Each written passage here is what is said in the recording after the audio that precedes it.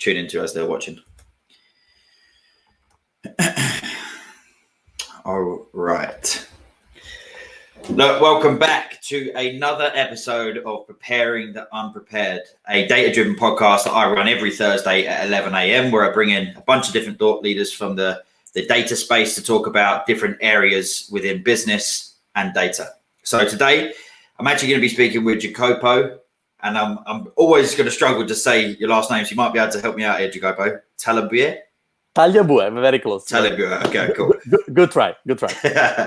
So Jacopo is actually the lead AI scientist at Coveo, and I think we originally connected with Jacopo some years ago based on actually his PhD dissertations in formal ontology and knowledge representation, which at the time I kind of just needed someone that had a load of knowledge that could teach me, and he was more than open to doing that with my team. So firstly, thanks for that all those years ago.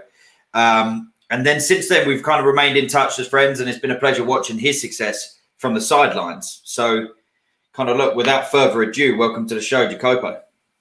Thanks so much for having me. It's like really a pleasure and honor to be here. So awesome. So look, today we're going to actually be talking about building an AI startup, to which Jacopo's no stranger to. Some of the topics that we're going to be covering in this discussion are essentially back on kind of Jacopo's journey from his PhD through to leading several AI startups, from dream to reality. So how to turn ideas into realistic and profitable opportunities, how to secure funding, being acquired, what that means for the founders and employees. And then finally, we're going to hopefully go through some advice and best practices for entrepreneurs who are looking to build an AI startup. Sound good? Awesome. Yes. I hope I can, I hope our story can help other people build their own. So let's get started.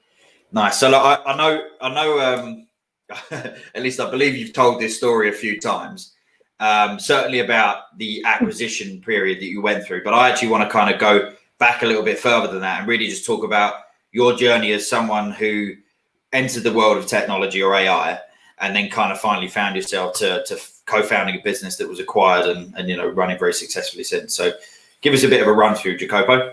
Sure. So maybe a bit of context for those of you who are not familiar with Tuzo, which was to be the startup I co-founded. It's not Uber, so I assume most people would need some kind of context. So Tuzo was an AI and NLP startup in San Francisco. It was founded by three Italian friends. All of those with a very, very long last name and hard to pronounce, but mine is by far the hardest, unfortunately. So at the time I was in New York, Ciro was in Belgium, Mattia was in Germany. So we got our first investor in Silicon Valley. Then we're going to talk about investment later. Now just go to the story. So we got our first investment in San Francisco. So we all moved in San Francisco in a house together in the suburbs. What we could afford with our investment. And we lived together for basically 2 years and a half, much like in the movie, and so we lived together. We actually had the garage. We didn't work from the garage. As you can see from here, I mostly work from my bed. Even now that I have a normal job, I still work from my bed. Honestly, I was working from home before it was cool. So some of my best work has been done, like completely laying down. We won't go too deep into that, Jacopo. Yeah, exactly. And so we started building this AI startup, whose focus was on providing retailers with good NLP and AI technology. Don't want to go to the entire pitch, but the idea is that if you go on Amazon, you're gonna get like a super nice experience because Amazon has a lot of data and has a lot of good tech and good people doing that. If you're a medium to big size retailers, but not in the scale of $1 billion like Amazon, how do you compete? Now, our entire startup was basically like founded on the idea that we had some secret sauce and some idea on how to make your experience Amazon-like without the money, the data, and the tech that Amazon has. So we kind of provide Amazon experience as a service for a bunch of retailers. Flash forward 2 years, and then we got acquired by Coveo, which is like a Canadian unicorn that is basically doing the same thing, but on a much bigger scale. So search, recommendation, and AI service for a variety of industry, including retailers. So that is the arc here, the story arc. So back to the beginning, which seems to be what interests you the most. So I always wanted to have my own thing since as long as I can remember. Even when I was back in Italy, doing my PhD, I always thought that founding a company would be something that would satisfy me as a person, as my inspiration. Finding a company is indeed a very satisfying thing, but it's something that you deeply need to want. It's a very it costs a lot of sacrifices, and it's a very long and painful and tiresome journey.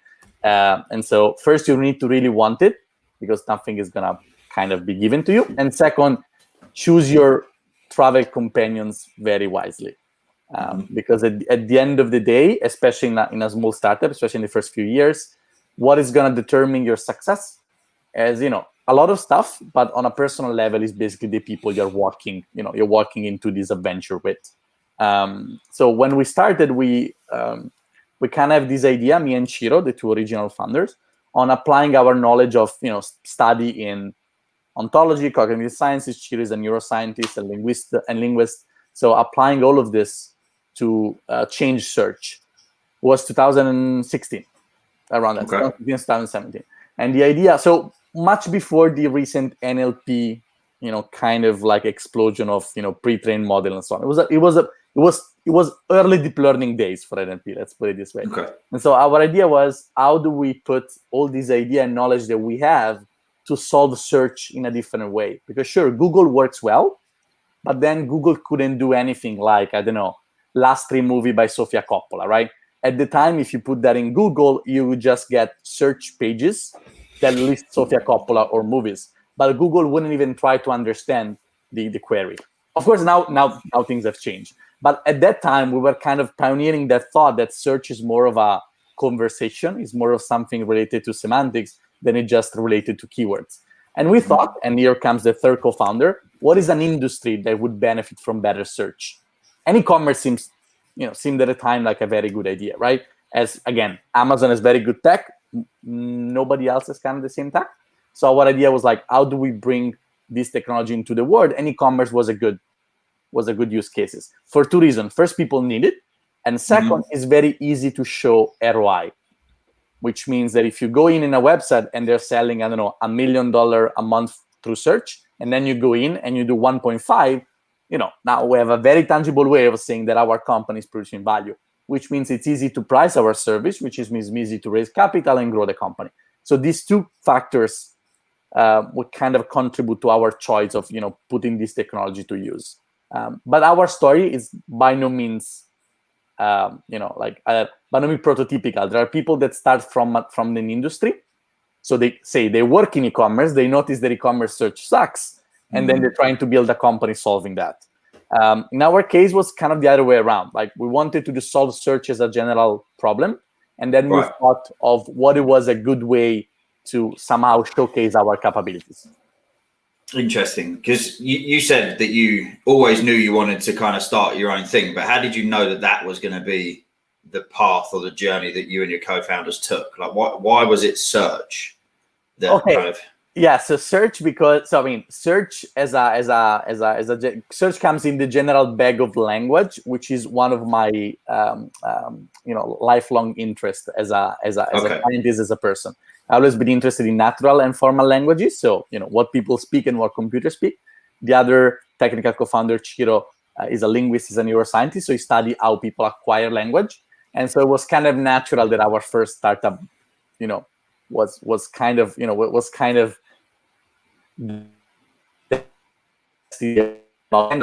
search is what we call is a small enough part of language that you can try and understand. If you imagine product search, the typical query would be, I don't know, blue dress by Gucci, right? So there's some semantics there, but it's not like a paragraph in Wikipedia. So somehow search artificially constrained and make the problem a bit easier. So we were hoping we could solve it, and I think with some approximation we did. And also search is very useful to the outside world. Like, people search on stuff every day. But more than search was language initially. Like, how people process language, how we understand language, the interface between what computer understand and what human understand. That was our angle of attack for this problem. Yeah, that makes sense. And you mentioned, like, I guess because you've gone through it now, but a lot of things about the process in terms of funding and, securing the idea, taking it to market. But that's got to be quite scary for someone who really doesn't have a business understanding. How did you know what to do? Well, we did. Okay. So that's an overstatement. But like the truth of the matter is, like, a part of this adventure, is like Frodo going to Mordor. Like you make it up as you go, right? It's your first company, which your chance of successes are even lower, like statistically, than later stage entrepreneur. So are very slim.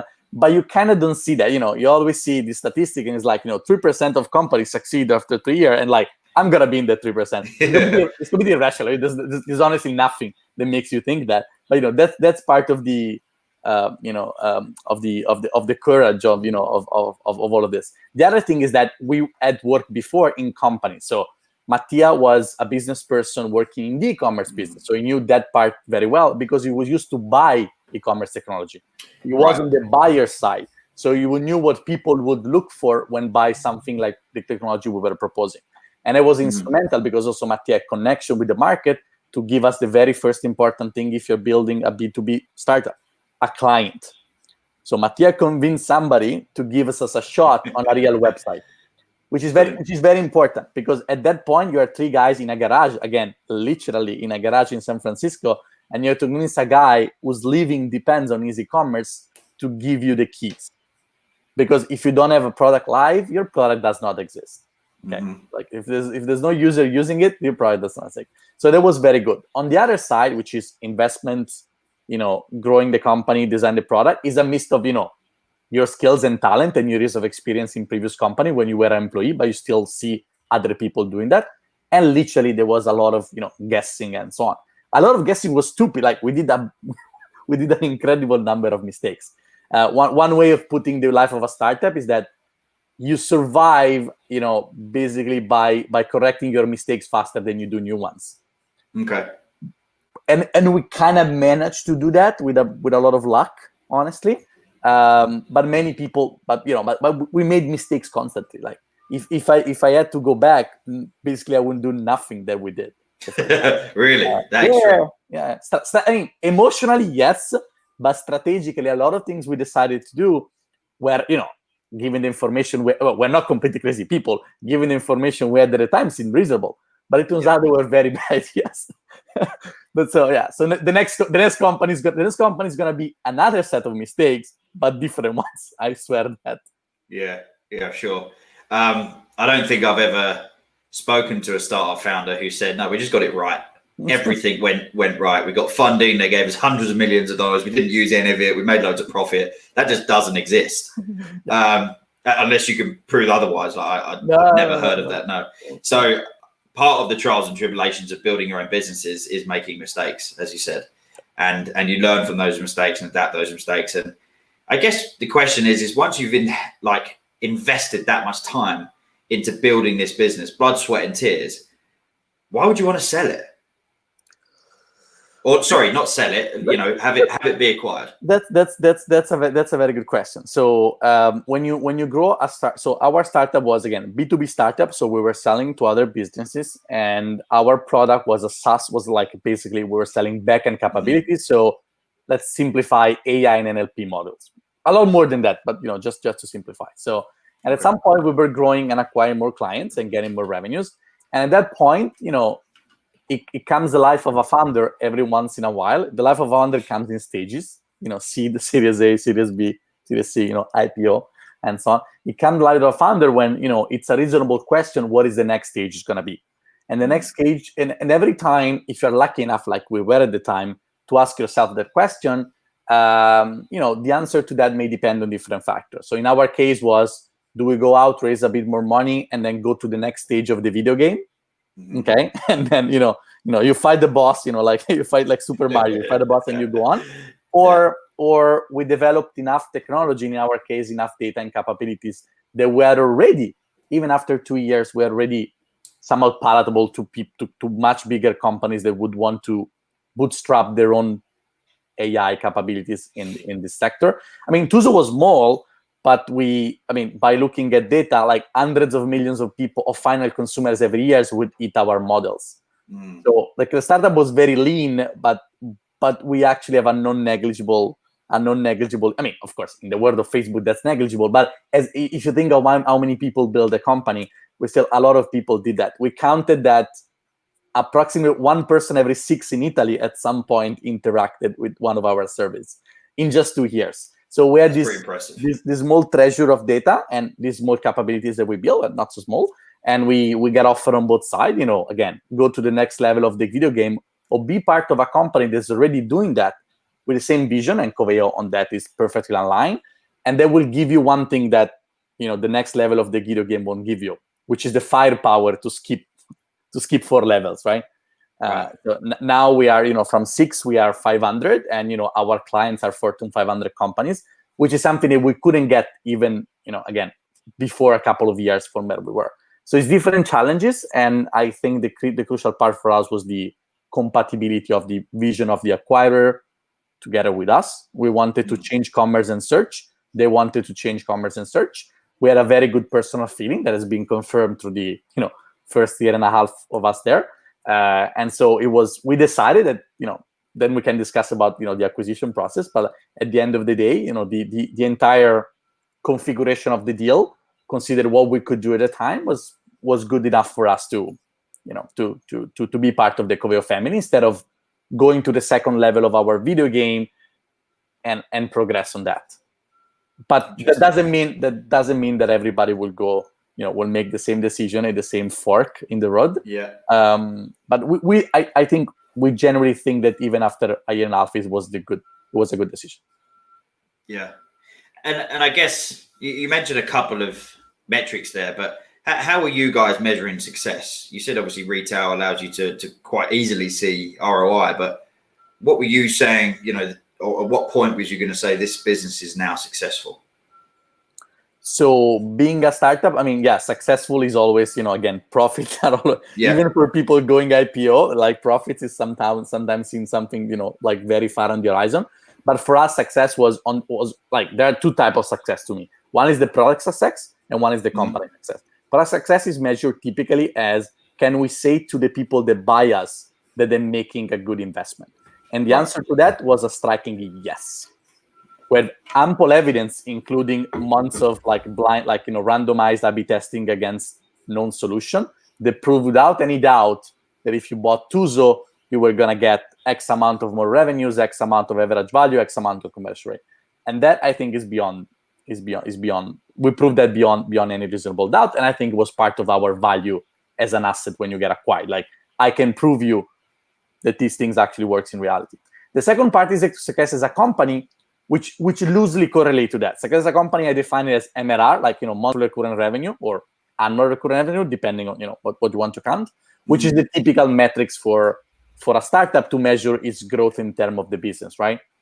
Of course, these two things tend to be correlated, meaning that if you have a good product and you can show ROI, people will buy your product and your revenue will go up, obviously. But honestly, reality is much more complicated than that, right? Because maybe, that your product is very well is going well already in March, but then a deal may take, 3 or 6 months to close.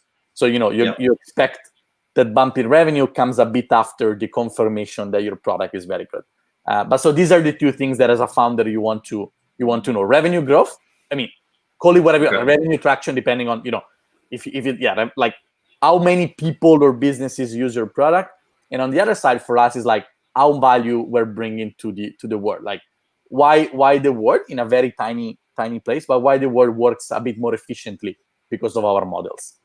So nice, makes sense. Two very clear metrics that people can focus on. I'm intrigued. You mentioned the product a lot. Obviously, being that's what drives revenue. But what was your first product like? The first ever product you guys produced? Was horrible. By today's standard. Was really horrible. I always say I still suck at coding even now, but back in the days I sucked like way more. I don't remember who said that, but somebody said that if you're not ashamed of your first product, you're launching too late. which is maybe a bit excessive, but it contains like a grain of truth. So our first product was a smaller version, was still Tuzo, was still a smaller version of a search engine, but with less capabilities than what it was the full version like later on. It was a different language, a different stack, limited tracking. We were still tracking data, but limited compared to what we did in the future. But it was still the same idea. It was still like 3 APIs that you can hook up in your website and make it better. One thing that we never compromised on was data, and I think that is very important for everybody who wants to build an AI startup. If AI is mostly related to data, unless you're doing something incredibly fancy or incredibly hard, or you're wrong, okay? Getting the right data is crucial, and the data platform should go before anything else. So Tuzo made many mistakes, but that one we didn't do. Even our first version has a very specific and clear idea how we track events from users to inform our models, and how these events are clean, standardized, and actionable in the backend.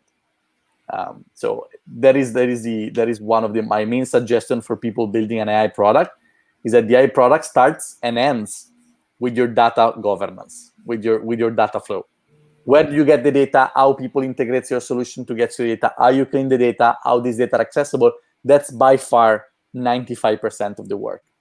Otherwise, you're going to spend 80% of your work as an AI person by cleaning data that you didn't clean before. And that's wrong, and that's bad, and that's a bad use of your salary. So ATL and infrastructure is a fundamental component of AI. Don't let people tell you otherwise. Models are the cherry on top. But what's really important is getting the foundation right. It's interesting you say that, because when I talk to people that are looking for the next challenge or looking to get into the industry, all they want to do is build the latest cutting edge models using the latest tools. And I feel like we're going to be impacted by that in 5 or 10 years time, when no one knows how to do the ETL process or how to clean and manage data, because everyone's going to be working with such cool stuff, but then there's going to be no foundation layer for them to build it on. Yeah, I mean, you see way more candidates than I do, obviously. So I take your word for it. But what I see in younger people, what I can tell you from younger people that maybe we have discussion with, we want to hire or something like that, is that there's a general misconception of the relative importance of models versus data in real life, right? Like, a lot of data in a stupid algorithm will always beat a clever algorithm and no data. That's basically the entire lesson of the last 20 years of machine learning, is this one. It's way better to have more data than to be clever. And a lot of things that we thought required us to be clever actually just requires a lot of data.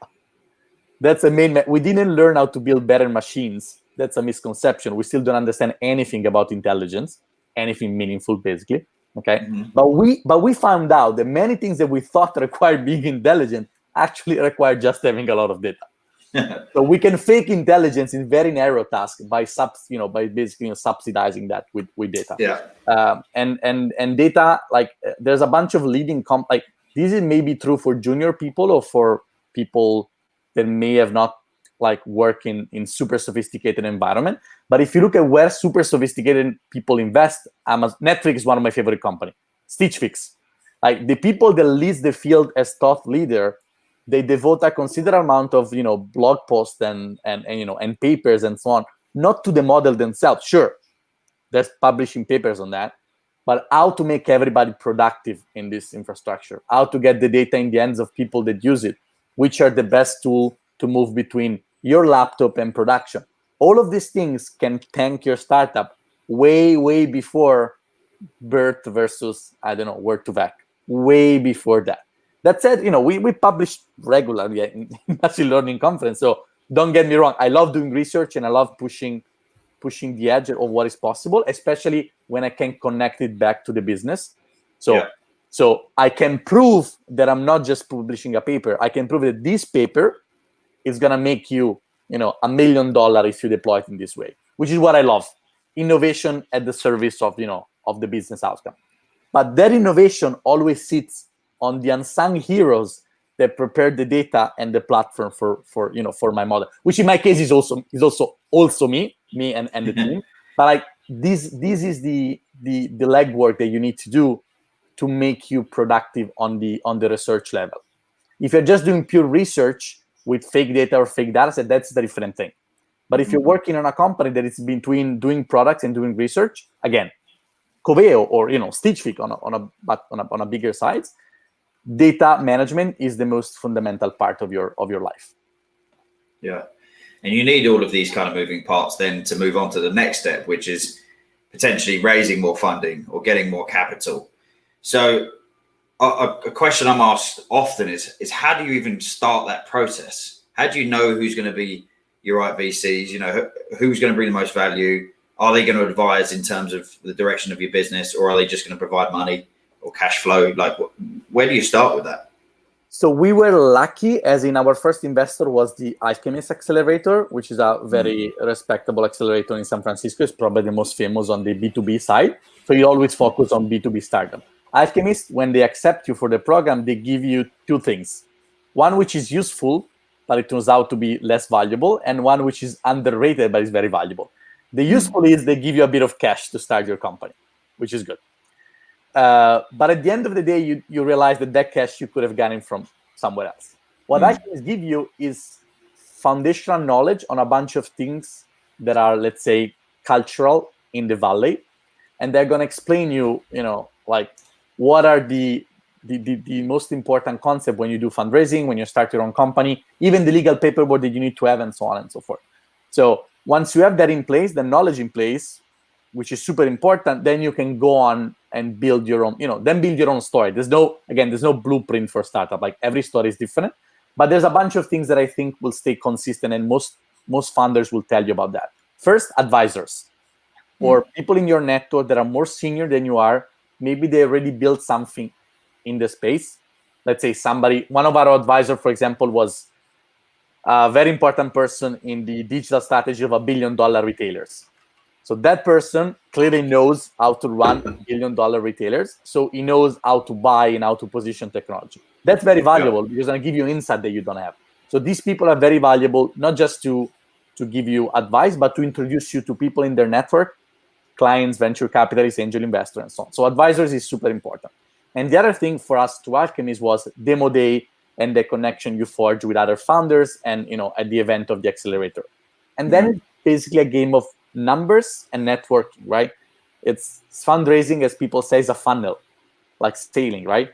You have 100 prospects, which is VCs that you think invest in your space or they know you and they may be interested.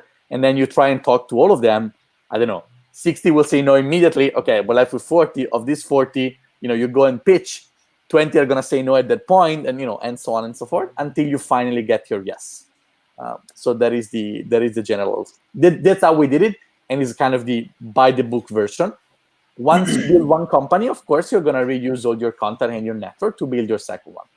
But the network, either through advisors or directly people that will put money in your business, you said, is very valuable because at the very beginning, you are one person with a proof of concept. Like if you're very, very good, one person with a live client with a proof of concept. It's still a proof of concept, but it's live because some mad person decides to trust you. But at the beginning, that's all you have, and your team, and and your pedigree and your reputation. So it's a lot of personal touch in the first phase. The more you grow your company, the more metrics and objective factor will play a role. The seed round is mostly about the team and the market, of course, like just being sound in your business model. Of course, Series D is about, hardcore financials and, unit economics and so on and so forth. The early you are, the more people will bet on you versus your company, whatever your company does. Will bet on you plus the market, to be exactly precise. And the later stage you are, the more it's going to be a more structured process. That's the general idea. Interesting. And let's say you did find an advisor in the early stages. Do advisors charge for their time? Are they people who would take equity in the business? How does that work? Yeah, so the Silicon Valley playbook, again, thanks Alchemist for teaching all of that serious advisor will never ask to be paid by an early stage startup because you save your money for other things.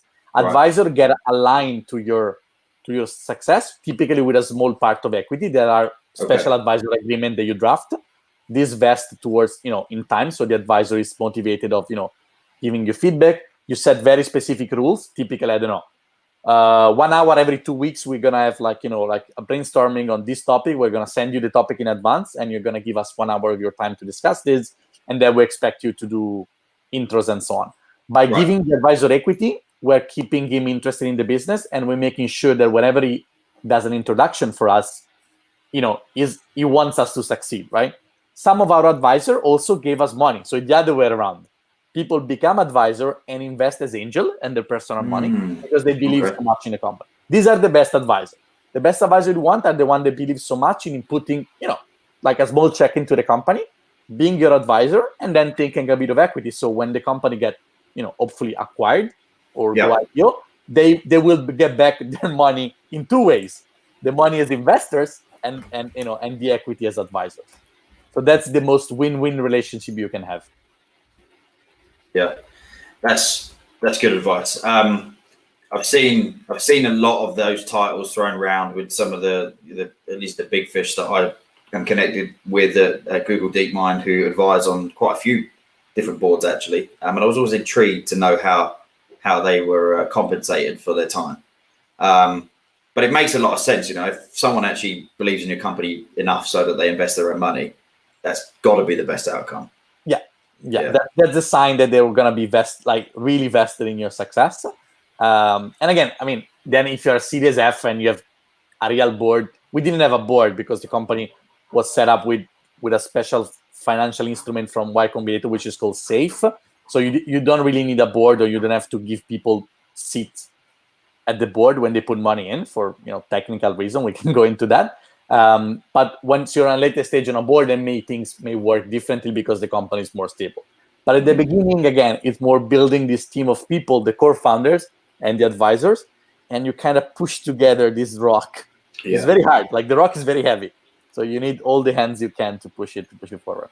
Makes sense. And for the most part, at least in your experience, where do you allocate those funds? Is it to growth of the team? Is it to, bring in someone in that can then go out and win more business? Where do you put it? You just keep it in a bank? Well, people, when they give you money in Silicon Valley, I know it sounds counterintuitive, but they expect you to spend it. So the mentality is that you either grow or you die. So staying idle is not an option. So the way in which it worked for us, it was a bit on the. So we were at the very beginning, we had more customer which was an happy problem.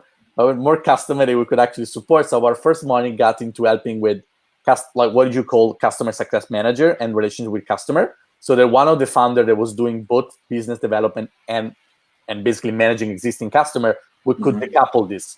So now we hire one person, the person can follow the existing customer, and the founder can keep on getting revenue, right? Because that's what matters. The other part of the money comes into product development because the product needs to be better and better and needs to be easier and easier to scale. So we're going to hire, let's say, an engineer that's going to help, in this case, me, the CTO, of redoing what we did, as I said, what we did that sucked, right? Redoing it better and progressively going into a better situation. And then, of course, there are fixed costs that you can't really avoid. Like for an AI startup ingesting, again, not that many data, but honestly, not that few. Infrastructure is part of your cost, right? But it's also part of your value. That's very important. Money you spend crunching data, if data is high quality data that you possess, it's gonna be paid back at acquisition time. So that's really an investment. It's not an expense. Okay, interesting. And obviously, I want to ask this question as a recruiter. Is that something that's discussed at those stages? Are you aware of the fact that you might not necessarily have the talent you need in your own personal networks? Do you ever consider at an early startup phase working with a recruiter, knowing it's obviously going to cost you? I always thought, and I'm going to repeat that money spent to good recruiter is very good money. It's an investment. It's not a cost.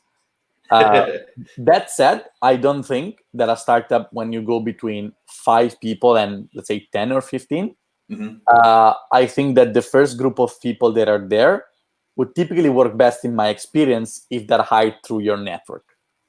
as in people that went to school with me, people from previous jobs, and so on. If you are an experienced founder, and like us, you have been lucky to meet many talented people around the world, you maybe have lived in different places and worked in different places. You have, I have, 30 people in my phone book that I can call tomorrow, and at least they will hear my proposition. That's my point, right? Yeah. And the first group of people, again, it's the people you go to war with. So it's the people that you want to vet personally, and you want to have this special bond.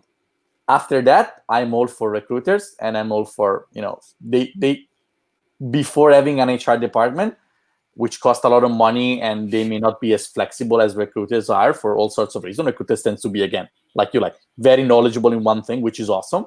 I would much prefer to pay recruiters than to build an internal facility in my company that then I have to manage, and so on and so forth. So I think it's again, people is at the end your best resources, and I don't know why people would want to save money on that.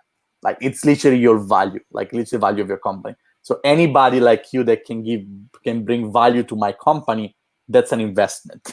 That's not an expense. Yeah, that's the most important part there, though, Jacopo. Like, as long as we're bringing value, that is important. And a lot of the clients that we support are actually in that SME size, just kind of post startup, or they kind of come into the end of that period where they're about to be acquired, and they don't necessarily have the infrastructure to have an internal recruiter being paid, 24/7 to fill 2 or 3 roles.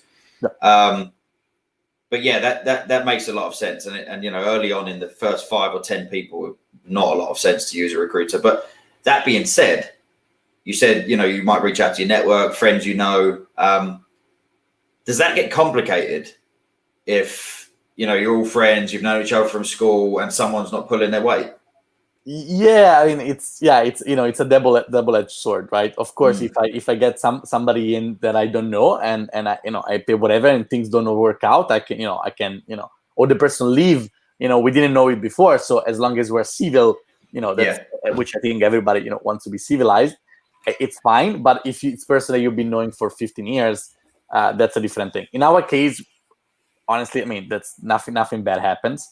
And everybody, I still live with even in New York right now. So I moved from San Francisco to New York, and I still live with one of my co-founders. Oh, really? Yeah. I mean, even if we can afford technically to live in two flats, now we are employed, now we have a salary, so it's fine. But we still move to New York together, and we want to spend a bit more time together. We have a bigger place, but we still live together. So we generally like the company of each other, and we still like the company of each other. I was recently to the wedding of the third founder. So it's we're still not just very good friends, we're like the best of friends, and we still like each other after all the startups. So we didn't kill ourselves, we managed to not kill ourselves. But I understand it's a double-edged sword. In my experience, I would pretty much prefer to have an honest conversation with a friend, knowing that the upside of having a friend working with you is significantly higher. Again, in the first 10 people, that's going to be the people that are going to make the culture of the company as well, right? Not just the way you work, but the way in which people face problems, our tools, the kind of vibe, what I mean, the vibe, the art, the culture.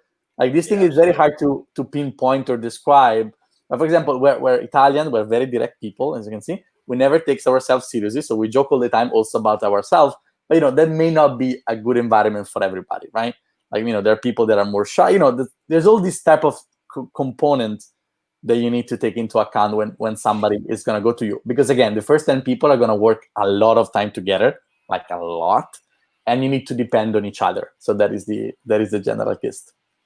It's funny you say that, Jacopo, because I just had a question in my head pop up that I was going to ask around your motivations. And I was going to ask what gets you out of bed in the morning. But it doesn't look like you've got out of bed yet. Exactly. So the only thing that gets me out of bed is coffee. I drink an outrageous amount of coffee.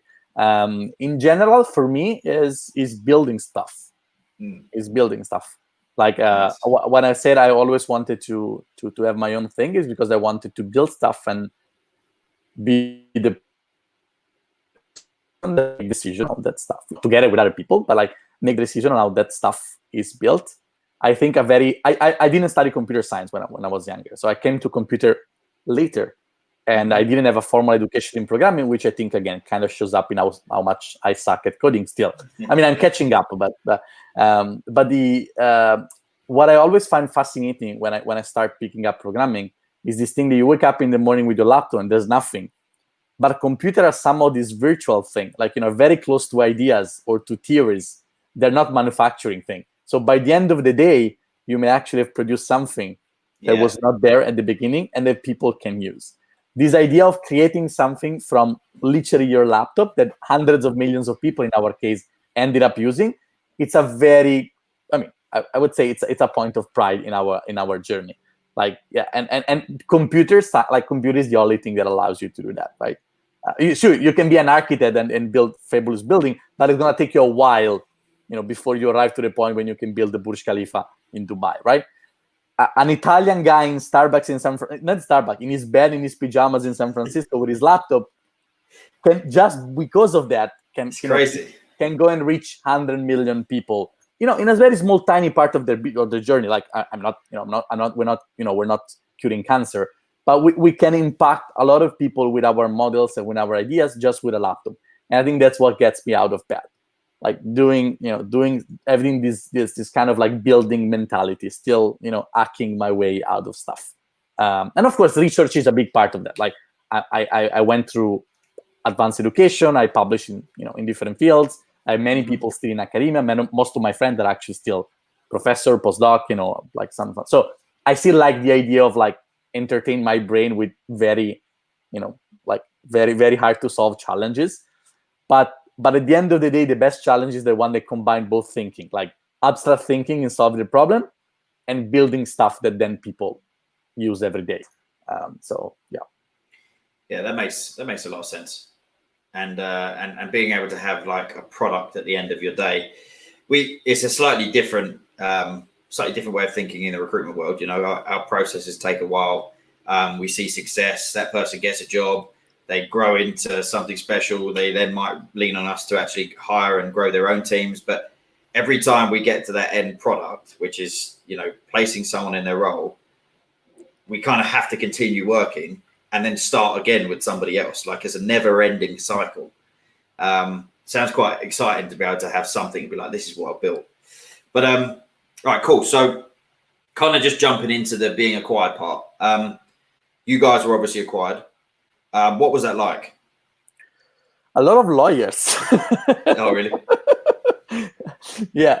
No. So okay. So back to the Tuzo story. So once we decided that we would consider also acquisition offers and not just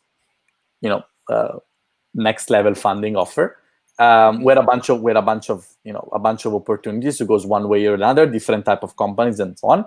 At the end of the day, and again, I think it stays true. It's like 14 months after, Coveo was a very good fit for cultural reason, for vision reason, and so on. So that proved to be a good judgment back in the day. When you get acquired, there's any acquisition is different. Like every startup is different because it depends on what you're selling, right? I'm just gonna simplify this a bit for people who are not familiar with the Silicon Valley environment of early stage acquisition. They're simplifying two types of acquisition. Some acquisition are called acquihire, which is a combination of the word acquisition and hiring, and some acquisition are just acquisition. The difference typically is that acquihire are cases in which the acquirer buys the people and the team because they possess special skills or of whatever sort, right? Okay, makes sense. They typically do not incorporate any product, any data, or any existing client into their own client base. So the company, they say company A, the small company gets acquired, gets basically shut down. Right. And then the founders and the employee go to work for company B. They typically get let's say the equivalent of a signing bonus as part of the acquisition, and they become a good, important part of this bigger company that needs this type of people. Why? Because it's an even bigger company, even with very good recruiters like you, it may take a while to get 10 people that knows each other in the same team. Yeah. And if this company B has a roadmap to keep, it may be easier for them to buy out 10 people in one moment than to go and recruit 10 people in 1 year, right? So if this bigger company is in pressure to get skills, acquire as basically a way to shortcut this process. So that's process number one, which was not ours. Process number B is which doesn't involve that many lawyers. Process number B, the one with lawyers, okay, fun, okay, is the one when the company A gets actually acquired by company B, which means you transfer the people, in our case, like a patent application, the data, the API, the infrastructure, in our case, also the clients. So our clients stopped to be our clients and became Coveo client. This is more the case when the acquired company doesn't just want the people. Sure, people are obviously super important in our stage startup, but also everything else. You want what you actually develop, you want your portfolio, you want your data, and so on and so forth. Every one of these things involves a lawyer discussion, like people that needs to move from one place to another. That's one discussion, which means negotiation. Let's be very practical here. How much it costs, like how much it costs to buy us, and then how much it costs to buy the data, and how much it costs, to how much, what is the value of your portfolio. Of course, it's not an item by item, it's not a menu, but the general idea is that you kind of put on the table everything you have, and then the other part, and then there's the negotiation of what we believe this is valued for us and where we're going.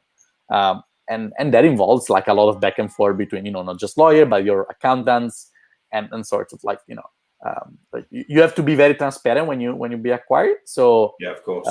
So I think it was a very good thing that of all the mistakes we made no mistakes in our accounting process. Like everything was very transparent and very good, which plays of course very well with the acquisition, because nobody wants to acquire a company that in the end of the day gets sued for some I don't know, misdemeanor, felony, or whatever. So my suggestion is like never compromise, of course, on your financial stability, on your integrity, on your books, because that will kill. Even if both parties want to do the deal, if lawyers find one thing that it's a liability, that will kill the deal. It doesn't matter. Like anything else, it probably won't matter. It's easy to probably get wrapped up in the excitement of the product and what you're building and to overlook those things, right? Yes, it's very easy. And that's why in our case, we are we're trusted accountants and people that did that every month. And so we already were in a very good place. When people ask for our documents, I think we were surprisingly, given the stage of the company, we're surprisingly tidy, and everything was surprisingly easy to collect and put in a perspective that people can understand the choices we made on the financial side, on the venture side, on how we pay our bills and so on. And so it was honestly like, it just takes time because, your lawyers, acquire lawyers, again, negotiation. So there's all this point of, some are bureaucracy, some are legal, some are financial, as in, again, how much this is valued, like how much is this cost, and how we're going to pay this. We're going to pay this, in cash, we're going to pay this in equity, going to pay this in, I don't know, McDonald's gift cards, like, whatever, what at the end of the day, what is going to be. And so it took us like months to, after we both parties decided that this was a serious conversation, was not just a small inquiry, it took still months to finalize all the signature, all the documents, sure. Make everybody happy and so on. So do not underestimate how long, like for prospective founders listening, do not underestimate, even when everybody wants this to happen, do not underestimate that this is gonna take, it's not gonna happen overnight. Like even for a small company, this is gonna take like a significant amount of time. And the only things you can do to protect yourself is doing stuff properly when you start. Good point. Yeah. So it's not as simple as someone turns up with a briefcase full of cash, chucks it in the trunk, and says, "Right, that's it, done deal." that would be awesome. Yes, but I have to state also for IRS purposes that we didn't receive any bag full of cash. So everything was tracked. So no, unfortunately it's not. Remember that with early stage startup, a big point about people acquiring, like, company B acquiring A is also fitting that in their own roadmap. So there's a lot of discussion that now we understand because we're part of Coveo, but I'm sure these discussions were already in their minds when in the acquisition process of like, yes, but what do we do with all these assets, right? And so you just when you're dealing, you're just one side of the equation. Now I see the whole picture, and I understand. I can kind of the mind of crazy people with a symbolic bag of cash at the time. But at the time, you don't really know also what they're doing and where they're going, right? Sure, you have the public statement of where the company is going, but then it's kind of this mutual discovery of one another, right? You tell them a bit about what you see in the future of search, and they tell you what they see, and you see if you can combine it and blah blah blah. So it takes a while. Makes sense. Yeah, that makes sense. You kind of touched on just my last question, but just before we jump onto that, I wanted to ask, when being acquired, obviously you've got a team of guys around you, and is everyone bought into the vision of being acquired, or is there some difficulty when it's like, okay, well, our names changed, we're working for different people now, like, are you okay with that? Like, how does that work? Have you already prepped these guys and girls to be ready for an acquisition? In our case, again, the company was fairly small, so we could be, and we knew these people before, so we could be very transparent with, what was happening. So the acquisition process was not just the founder, but everybody knew that this was a process that was ongoing. Of course, nobody knew that if the deal was going to close in the end, because again, anything may turns out to be wrong in the process. But everybody was fine with that since the very beginning. Provided we can make sure that our vision as a company and the way in which we work was translated to the other company, right? For example, we still work together, right? Like we still, like us, we're 500 people, but we still work on many projects. We still work, of course, with other people as well, but we still work together, which for us was an important part of the deal. I think if you guarantee that to your employee, they should be fine. All employees have typically a vested interest in the company as they received, again, Silicon Valley playbook. Everybody that gets hired in the first phase gets a part of equity in the company.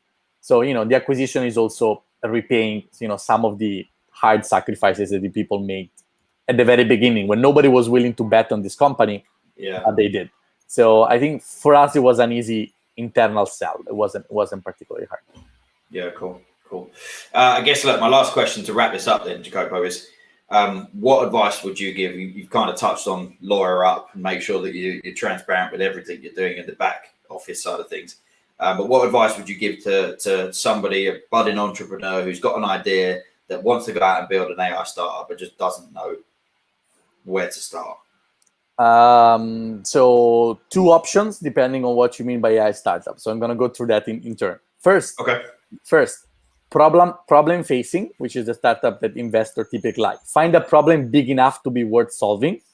That is, do your homework in market analysis. Have somebody that understands business and pricing model and business model.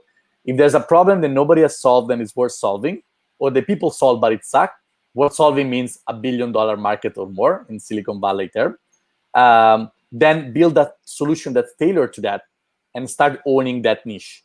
Start owning that problem better than anybody else has done before because you have better focus, better tech, a different angle, whatever you have. So that's option number 1. That's the easy part on the tech side, but it's hard on the business side because you need to know the field very well. Like you need to understand, in our case, Mattia, you need to have somebody that understands the e-commerce retailers very well. You have to know how to talk to these people. You have to know how much your product is valued to them. Option B, it's called deep tech, which is much harder startup to do, which is a company that, sometimes I think it's not fair, but sometimes call it technology in search of a problem, like a solutions in search of a problem. Sometimes you have a very good idea on how to solve an AI problem in general, and you're going to invest a significant amount of money in R&D, and then you're going to try and find a market that satisfies your need. That's hard because it may be that no market will perfectly fit your nice model that you just built. So unless your model is extraordinary, you may end up being, not good enough to be acquired for your tech and not generating enough revenue or enough market interest to raise money. So, pay attention, because if you focus too much on modeling without really a roadmap, that's going to be a problem. There are famous startups that did that. DeepMind, that probably everybody knows, was a deep tech startup. Like, they raised money with no intention of making $1 of revenue and no intention of building anything. They published one Nature paper and they got acquired by, I think, $700 million, something like that, by Google. But that's not what most people do. The people that be DeepMind are very special people. They have access to very special things, and they can chart a trajectory that's not open to anybody. So if you just have an idea, my suggestion is think it through a business problem that makes it worthwhile for investor. That's your first goal.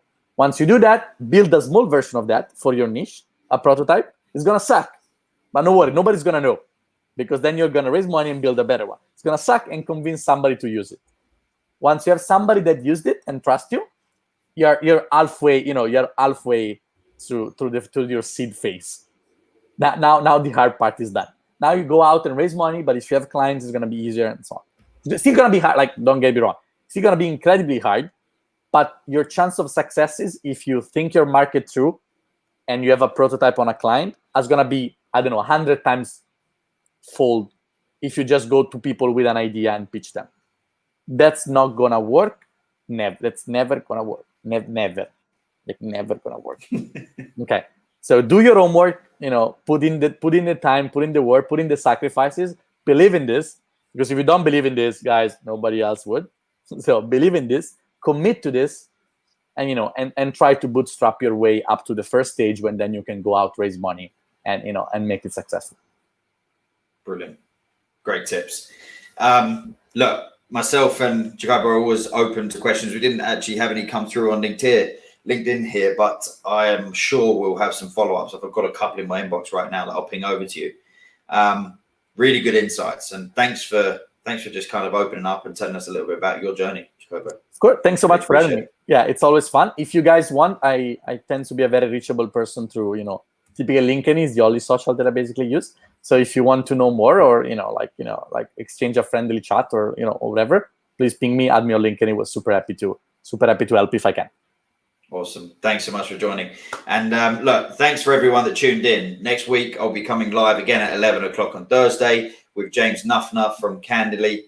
We're actually going to be talking about your technical screening process being broken, and how we can introduce AI into hiring. So looking forward to that particular conversation. We'll be following up with lots of short form content sharing on LinkedIn here too. So look, thanks again, everyone. Thanks, Jacopo, and I look forward to seeing you all again soon. Thanks to you. Thanks, guys. Ciao. Ciao.